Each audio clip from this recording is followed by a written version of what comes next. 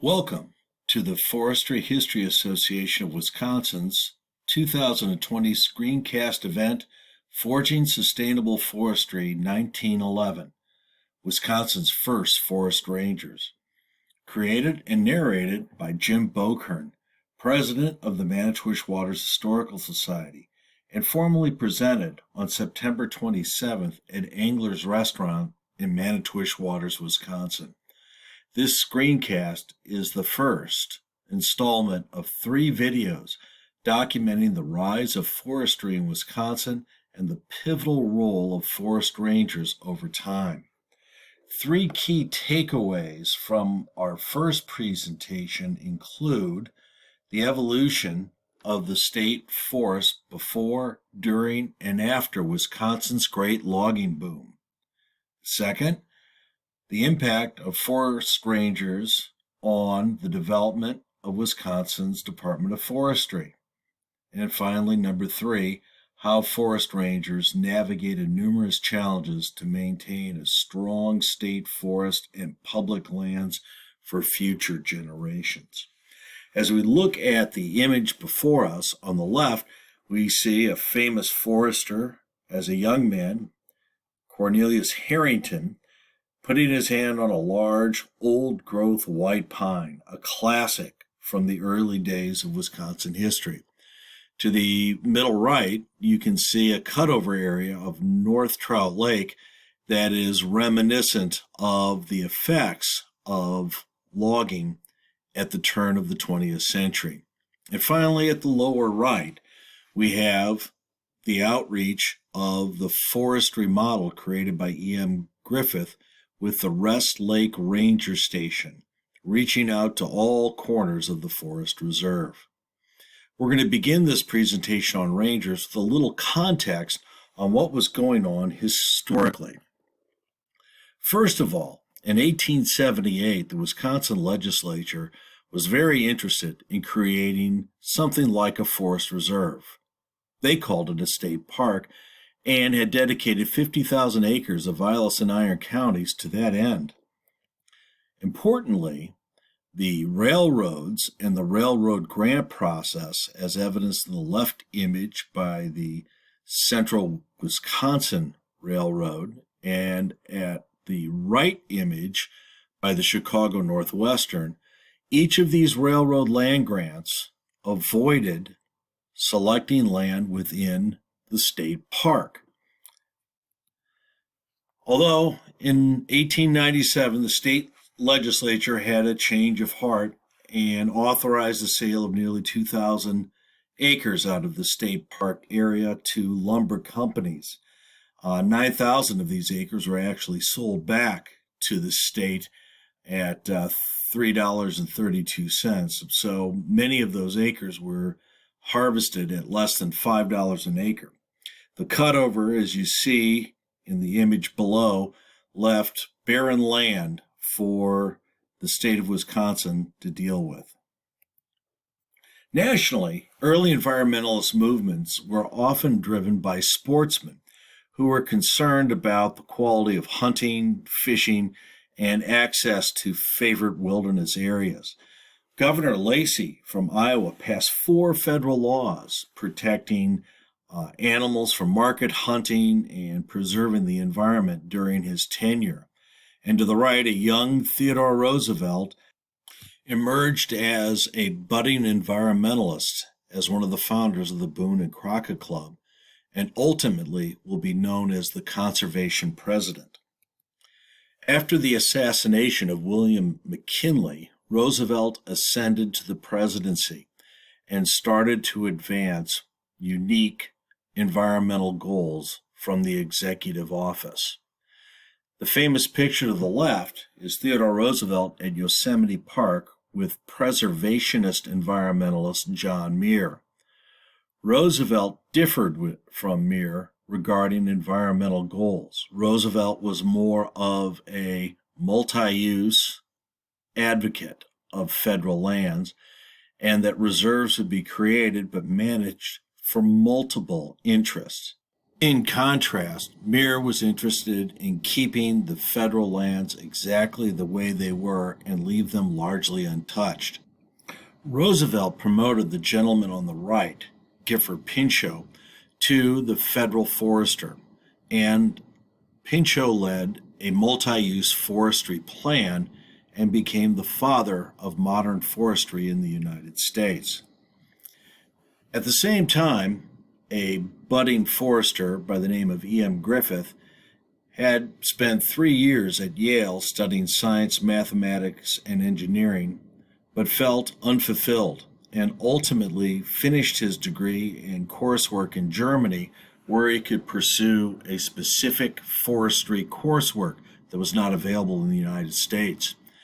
And in 1898, Pinchot hired Griffith as a national forester. Griffith will later become Wisconsin's first state forester. On the left, you see a picture of Griffith in the Black Hills of South Dakota in his early years learning the ropes as a forester. Back in Wisconsin, logging was restructuring the Northwoods environment. First, it was the River Drive logging that removed the white pines that you see in the left image, and behind big dams ran those large logs downstream, sometimes as far as the Mississippi River, so they could be processed into lumber.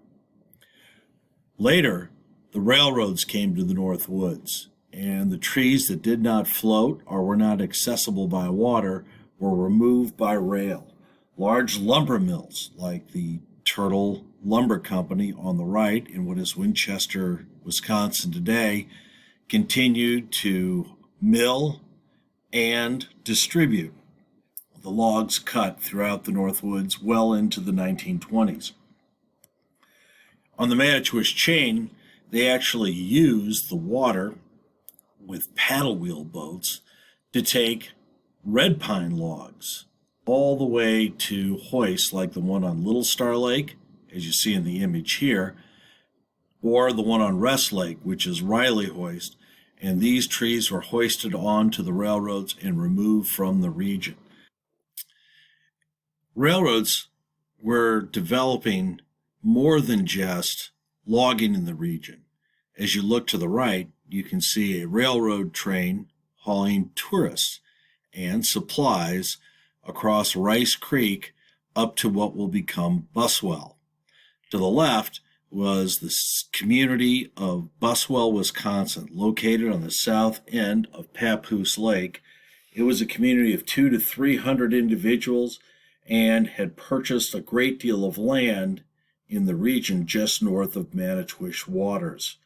This mill will operate for 5 years. Sadly, the community of Buswell fell to the ravages of forest fires in July of 1910. The entire community was wiped out, and as the blow-up article on the right illustrates, forest fires lost in the states were over $3 million at that time. These loss and reoccurring forest fires truly plagued the Northwoods of Wisconsin. Logging practices and pioneer behaviors were leading to more and more forest fires. Competing special interests contemplated how the Northwoods of Wisconsin would evolve after the logging boom. This debate became quite spirited. Foresters envisioned mostly an evolution to state forests and public lands, the old state park kind of model. On the left, you see a publication from the early 20th century showing mature pines on Cathedral Point. On the right, you see the fall colors on the trail leading to beautiful Pallet Lake. The forest reserve model was popular for many.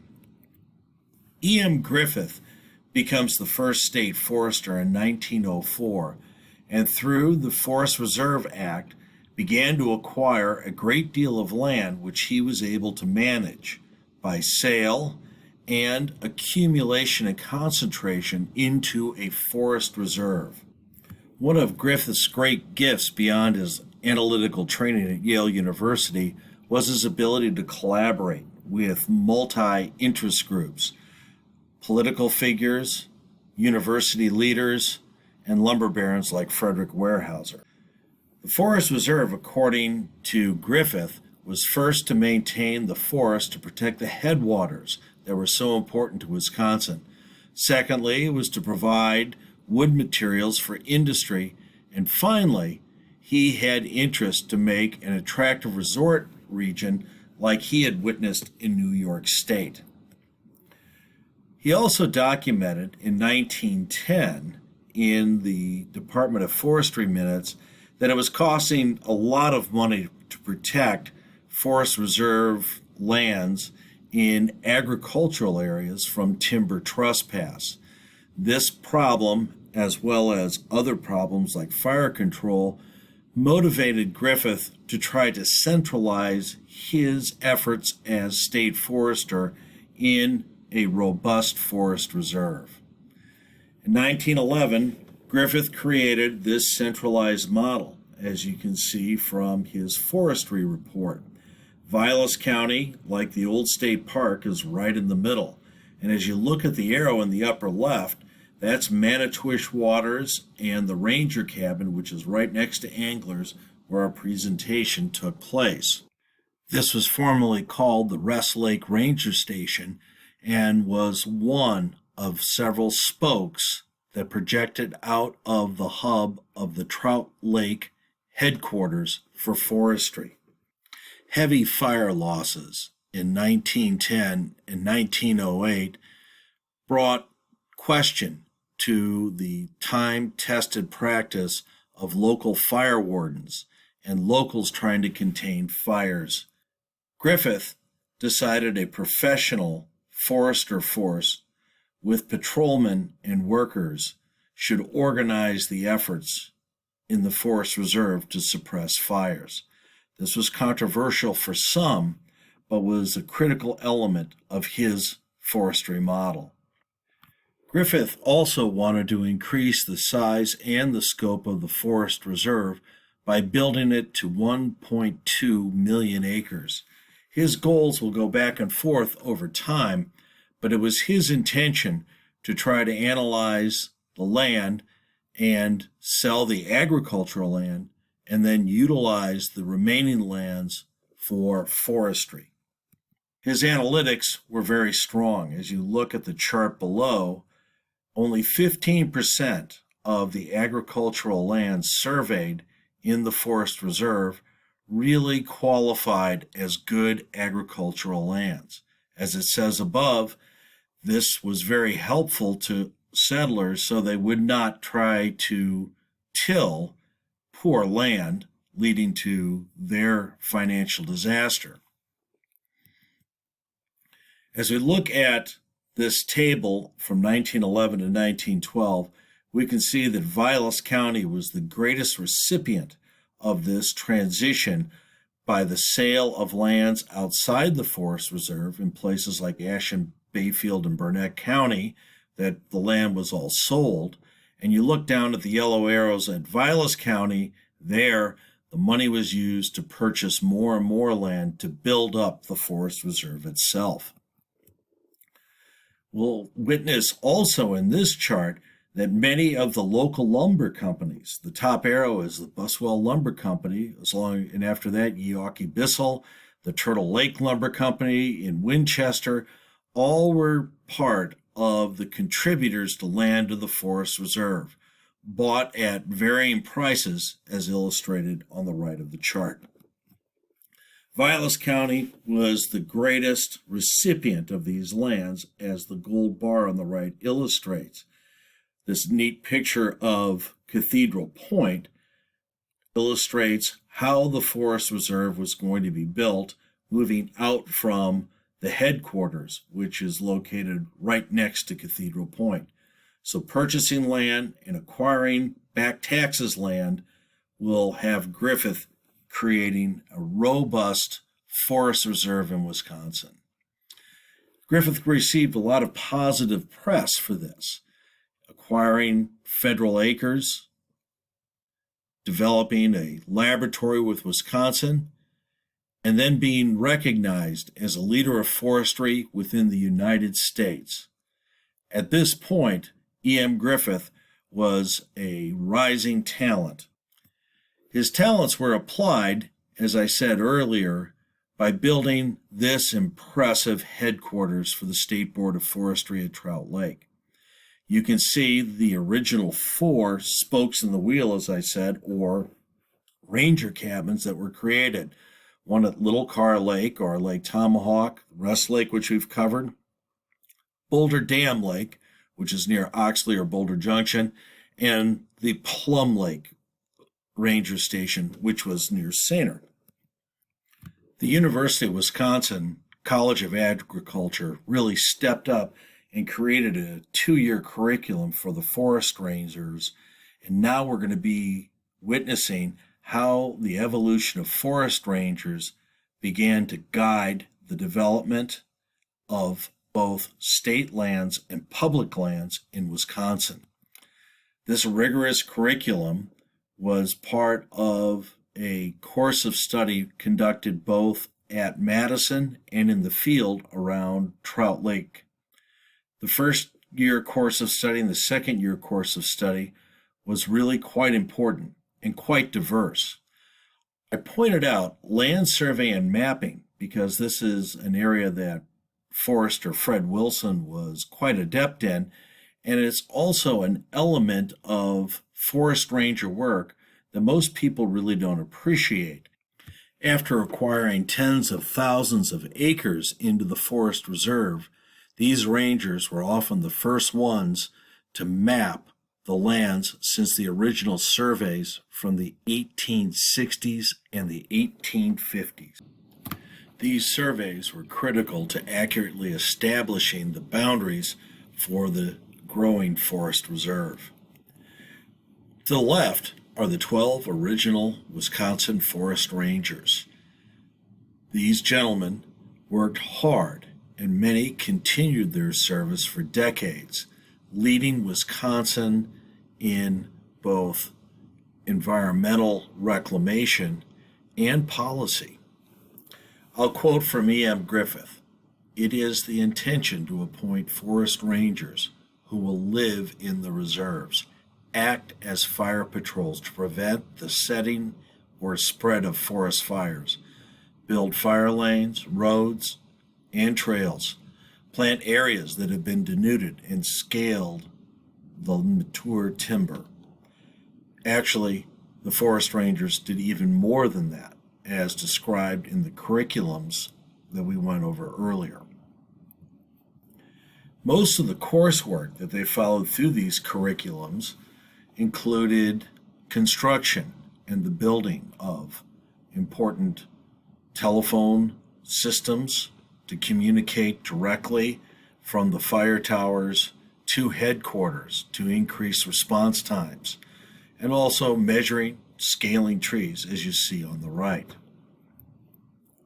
The forest rangers and the entire work crew, including patrolmen, are pictured on the left. In this image, C.L. Harrington joined the forest rangers, and these are the men that forged the early forest reserve that will ultimately become the Northern Highland American Legion Forest. To the right, you can see a windmill fire tower that they used for their lookouts that they built. And at the very bottom on the left side, if you look carefully, you can see the telephone that's been laid down so that if a fire is spotted, the coordinates could be relayed back quickly. Fire prevention and detection was a critical mission. As you see underlined to the right, the Rest Lake Dam was featured as one of the important ranger cabins and ranger stations within the region. And again, the telephone system was absolutely central to faster response times. Fire breaks were also constructed. These newly discovered images of forest fires in 1910 in Vilas County on the right, and then again on the left you see a fire lane that was repurposed with freshly embedded telephone poles right along the run. Clearly, this road was more than a fire lane. It was also a corridor of communication from one of the fire towers back to Ranger headquarters at Trout Lake. Railroads caused a lot of fires as well. You can see in the highlighted area to the right on the table that the Vilas County Lumber Company in Fosterville, or Presque Isle, had one bad condition railroad. Ashpan usage, spark arresters, and different policies according to railroad operations were all part of what the Rangers had to do to suppress fires. The vast area that Rangers had to cover required additional tools and fire suppression equipment to be cached throughout the region. If you look to the right under equipment, there were 10 fire tool boxes spread from Mercer to Sainer, where Rangers, patrolmen, and local citizens could all pitch in and grab the gear they needed to suppress fires. Then 8 portable phones beneath that, so that if somebody spotted a fire, they could grab a phone and make a call to headquarters at Trout Lake to dispatch firefighters to quickly attack the blaze. The newly constructed Rest Lake Ranger Station was featured in the Report of the State Forester in 1911 and 1912 as a model of the centralized new system for addressing the forest reserve needs. As you look to the left, you can see the open area where both the windmill tower and the ranger station will be constructed. This is along a wagon road and is the current location of Angler's Restaurant. Again, to the right is the featured image from the article with the windmill tower proudly standing behind the cabin. The Rest Lake Ranger Station was manned by Ranger Herman Krieger. You can see him on the right side walking down the road. To the left is an early image showing the construction of the windmill tower.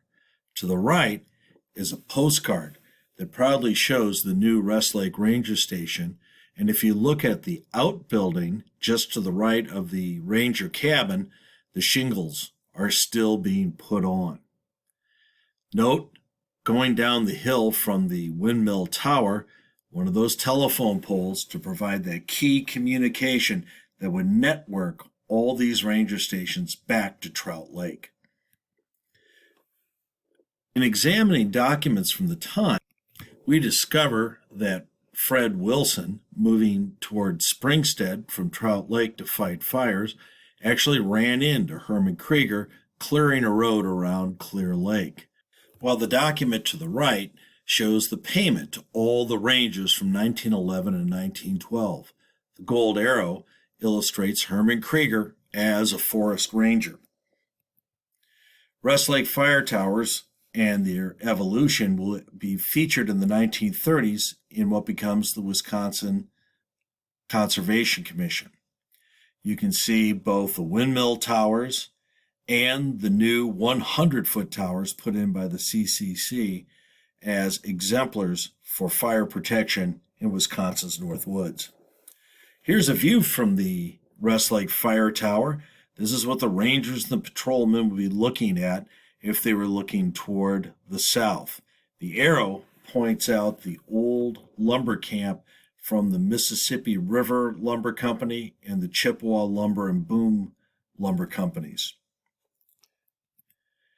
The fire towers were part of a multifaceted effort to suppress forest fires. On top of the towers, as you see the 1934 tower built, Osborne firefighters were placed so that the ranger or patrolman could go out and gain specific coordinates from their site. The coordinates of the site were absolutely set, as you can see by this USGS survey marker from 1934, where it says Rest Lake Tower, which still remains on top of the hill above Angler's Restaurant. Looking back at the Osborne Firefinder, those devices would be placed up in the top cab of the tower, and they would then get coordinates for the fire from that location. On the dial, as you see on the left, they often would place specific areas that are known to throw smoke so they would not get false positives. Remember that springtime was maple sugar season, and different sugar bushes and maple sugar manufacturing sites could distract firefighters and rangers from real threats.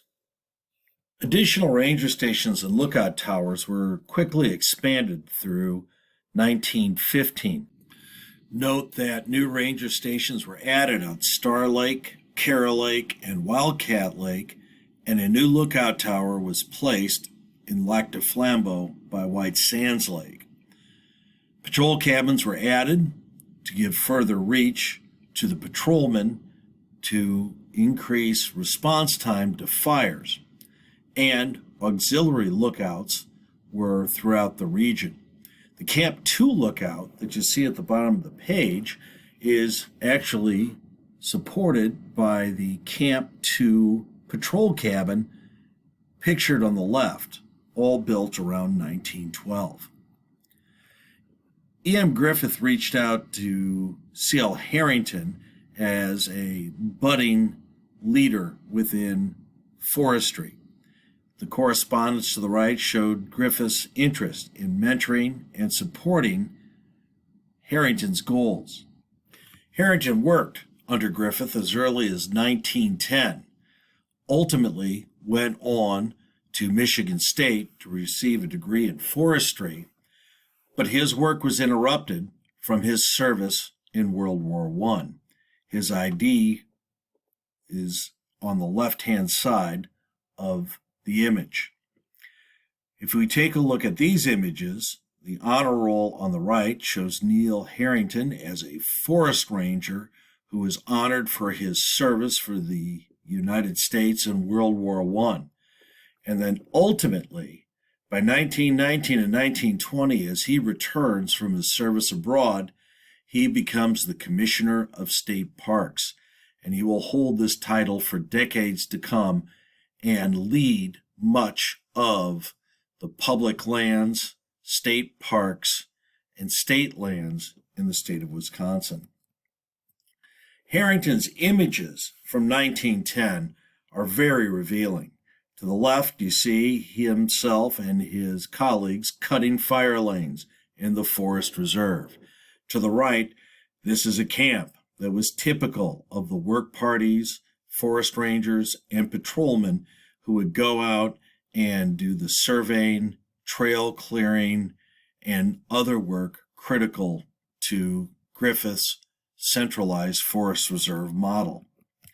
In the next few slides, we have examples of buildings that we haven't precisely located within the state forest.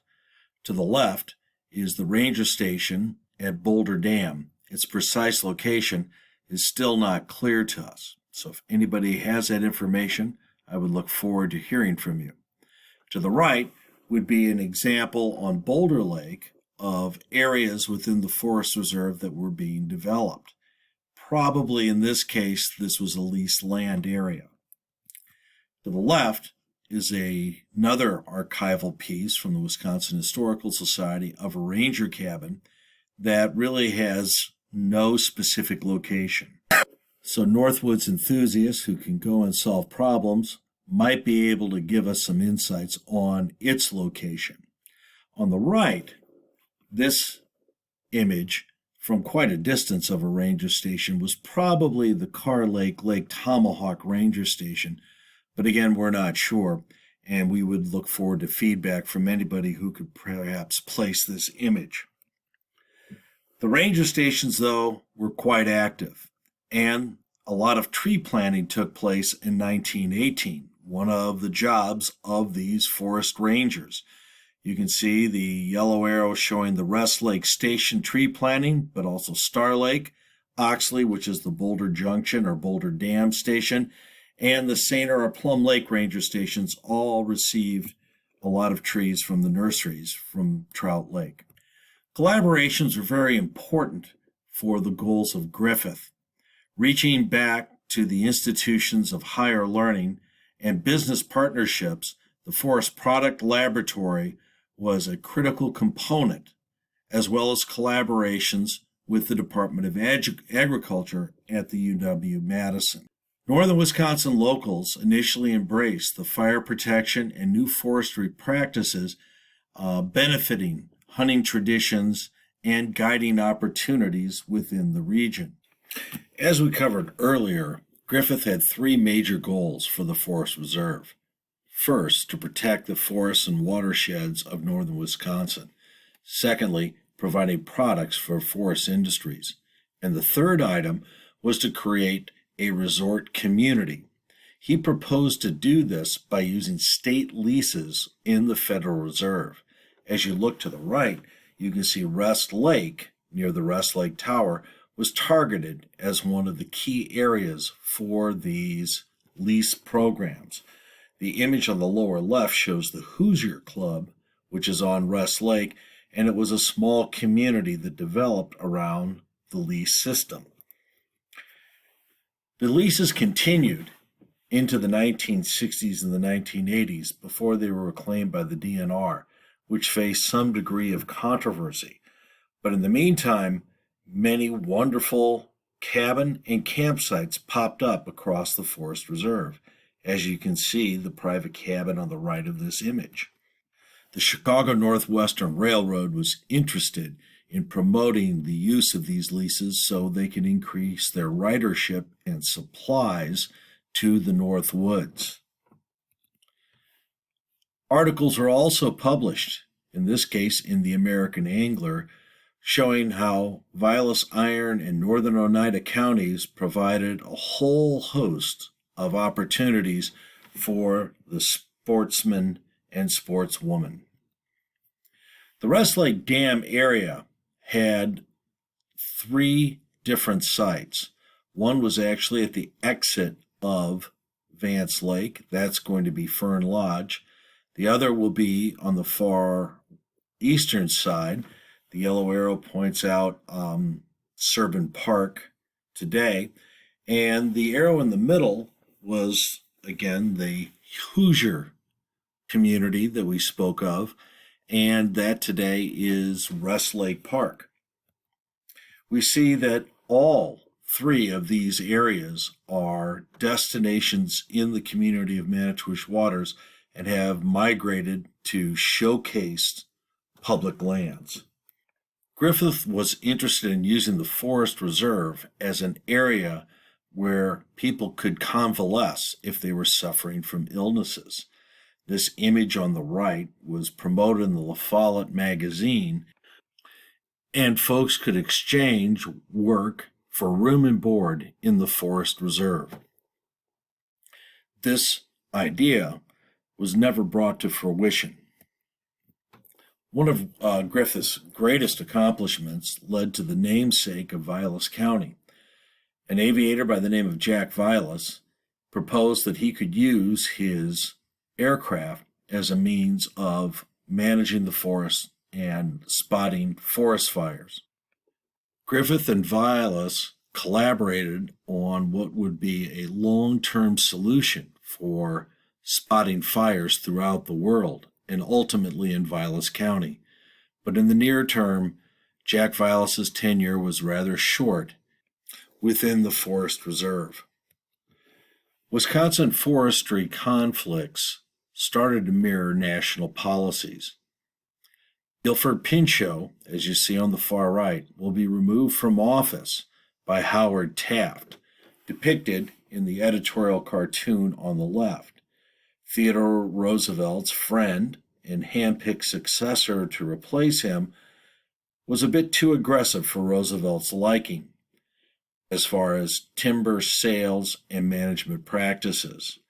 This led to a great deal of pushback by both Roosevelt and Pinchot was ultimately fired.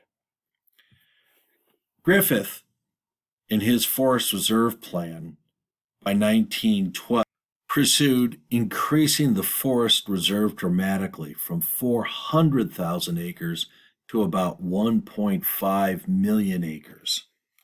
His centralized plan was going to face backlash from various communities. A spirited and somewhat complicated debate began on how to best use the cutover lands of the forest reserve. Sadly, few were interested in compromise and solutions, and for nearly 20 years, the policy in the development of the lands in the forest reserve could best be described as clumsy. One of the greatest critics of Griffith's forestry plan was UW Extension agricultural agent E.L. Luther, who was an advocate for robust farming in what we call the Northwoods today. Luther and land speculators argued that the Northwood should move from the axe to the plow, expanding a great agricultural opportunity.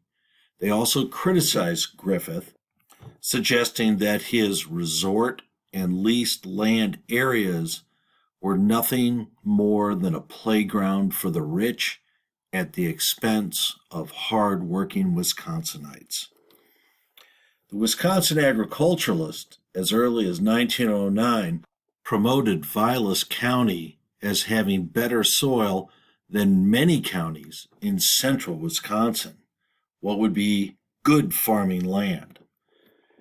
Additionally, residents in the area were concerned about the tax consequences, as the taxpayers of Plum Lake created this placard suggesting that the forest reserve was going to give undue burden to residents. Griffith did have tax solutions for this problem and was probably his greatest mistake in trying to stay in his leadership role in the forest reserve. Leon A. Doolittle wrote a lengthy letter with many criticisms, sometimes veiled but very clear, regarding the state forester. The underlined text of the letter here sums up his opinion rather well. I quote, "In fact, you are the landowner's worst enemy in the region. You are his only active enemy." In 1913, Doolittle, a land speculator, had advanced numerous political attacks with others against the model Griffith had created for the forest reserve. The controversy will spill into politics and the Wisconsin State Supreme Court. Ultimately, the Department of Forestry will be disbanded and integrated into the Wisconsin Conservation Commission. As you can see by the headlines, the forestry law was struck down as unconstitutional, and Griffith was driven out of office by politics. Gifford Pinchot wanted to step in and help Griffith and advocate, but ultimately Griffith was going to walk away from Wisconsin after being the leader of forestry for a little more than a decade. The new Conservation Commission chose to purge Griffith's 1913 through 1915 forester reports. They deemed it was not necessary to run these reports, denying us insights on Griffith's progress.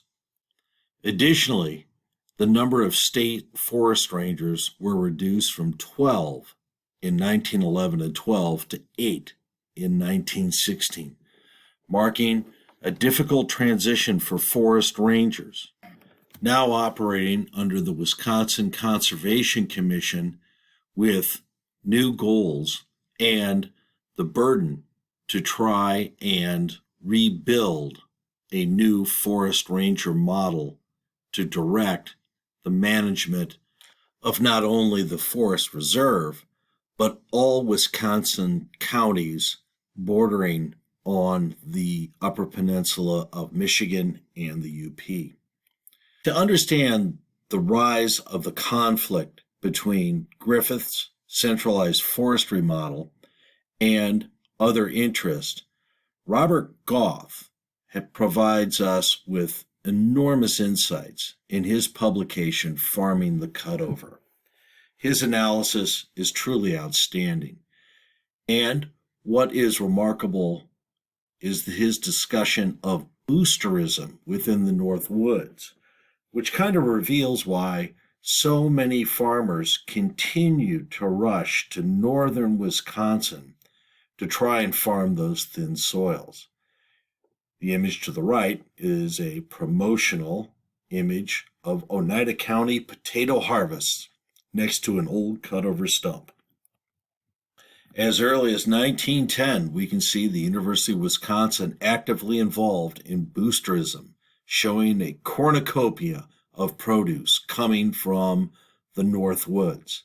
It is interesting, these agricultural reports often generalize equally the seasons and soils of counties like Portage to being the same as Vilas County, which would be considered a stretch by some. This stretch was further promoted in magazines such as Cutover Lands, where the claims of the areas around Winchester would only have 100 to 120 days of snow, and that frost is limited because of the lakes within the region. Also, they talk about how Vilas is going to be one of the best and greatest potato producers in all of Wisconsin. Again, perhaps generalizing the conditions in northwestern Vilas County with the conditions in maybe Portage County or Langlade County. Forest ranger and multiple use forestry advocate Fred Wilson actually left for a short time from the Forest Reserve and the Conservation Commission, but will return by 1923. He stated in 1974 regarding some of these sensational claims that he saw a field of corn about 3 feet high killed by frost in the middle of July. Again, as a practitioner who was in the field for decades, throwing doubt in some of the claims of boosterism throughout the North Woods. Looking at the development of farm economies, it's interesting to watch the progressions that really direct farmers and this boosterism movement.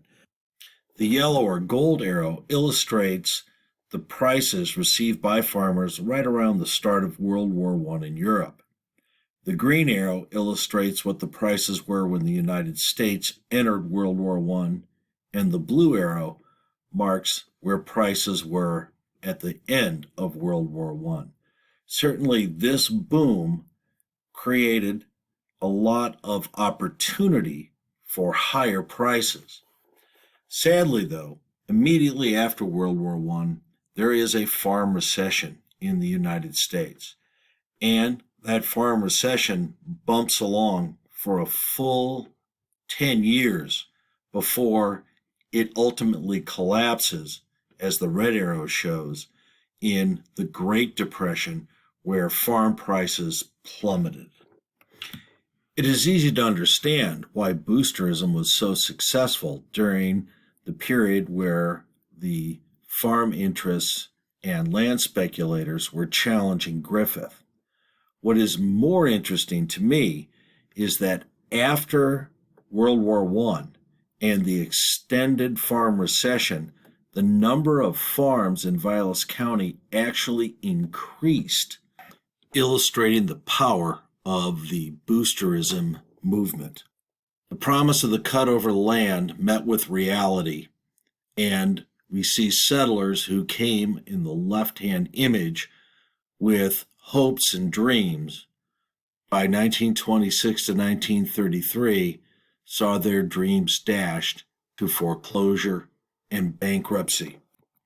As I said earlier, in the 1920s, the number of farms in Vilas County actually increased, but I would argue many of these were subsistence farms, and these families participated in other economic activities. Please take a moment and consider 5 other economic activities that our Northwoods farmers may have engaged in order to economically survive in the Northwoods. Please pause the presentation now. Welcome back. You may have come up with things like ice cutting, logging, guiding, carpentry, trapping, gathering items like berries or ginseng. Some farmers actually chose to build resorts.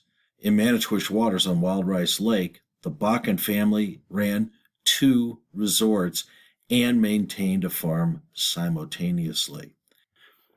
The promise by UW agents like E.L. Luther and from publications like Cutover Magazine didn't develop the robust farms and dairy collectives that they suggested. In reality, Northwoods farmers had to engage in numerous activities economically in order to survive.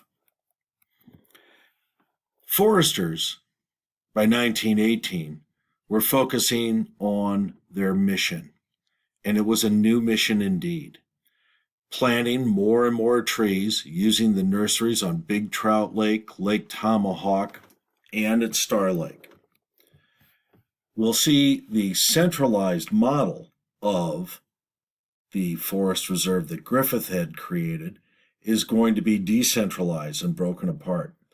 And with less rangers, those rangers were scattered across all northern counties in 5 different districts to do everything from fire suppression to tree planting.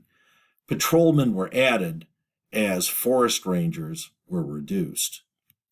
In 1925 and 1926, these districts were expanded to a total of 11, and forest rangers created a network throughout the entire region to try and better advance the mission of the Department of Forestry under the Wisconsin Conservation Commission.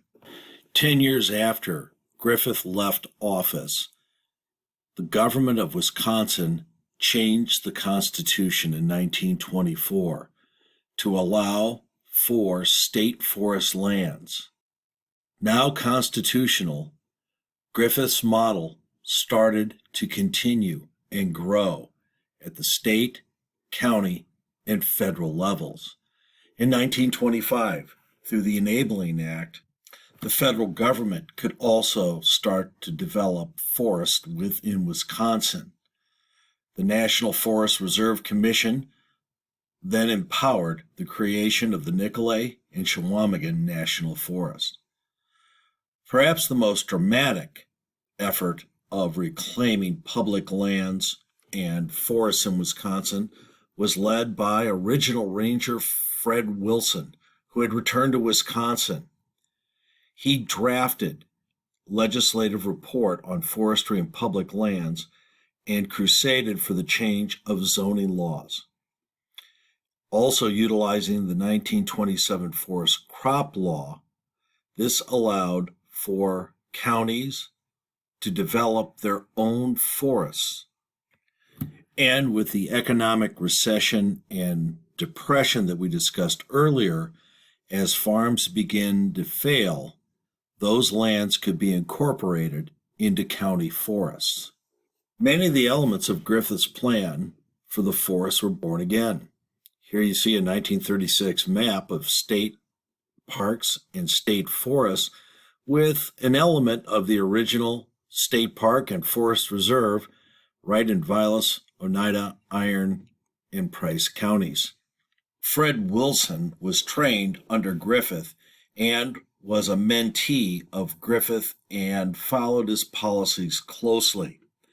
Today, Wilson is recognized as Mr. Forestry and is part of the Wisconsin Conservation Hall of Fame.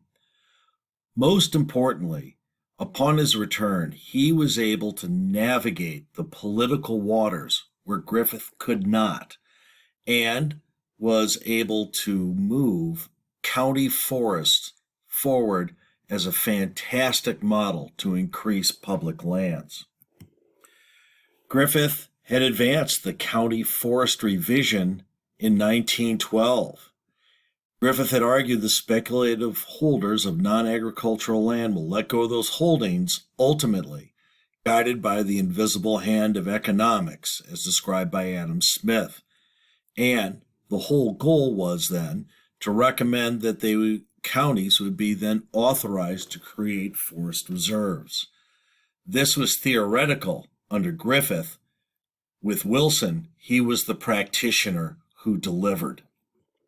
So if you take a look at the map on the right, those are Wisconsin County forest lands. That's about 2.3 million acres that were added through the processes that Fred Wilson described.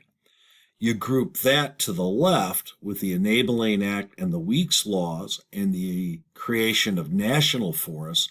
We're putting together a puzzle right now that will ultimately create 4.7 million acres of new reserves owned by the state, federal, and county governments, eclipsing the goals initially by Griffith.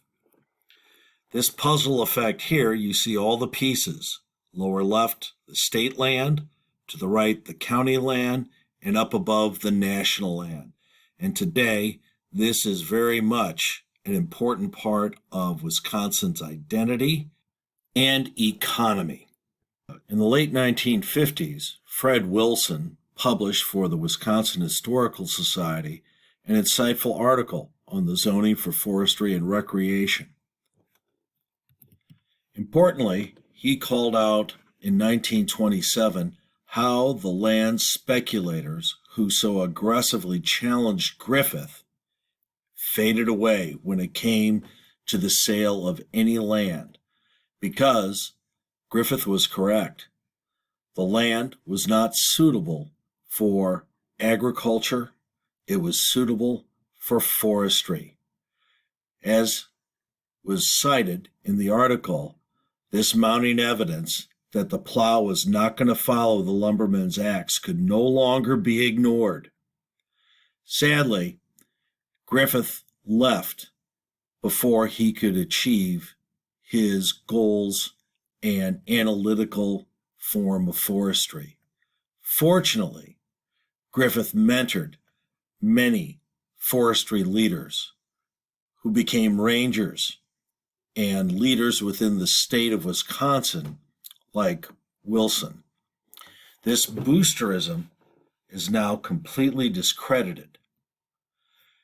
In 1912, E.M. Griffith's analysis was absolutely spot on and knew that the best agricultural lands should be sold immediately to the settlers, and the poorer land should be turned in to forestry.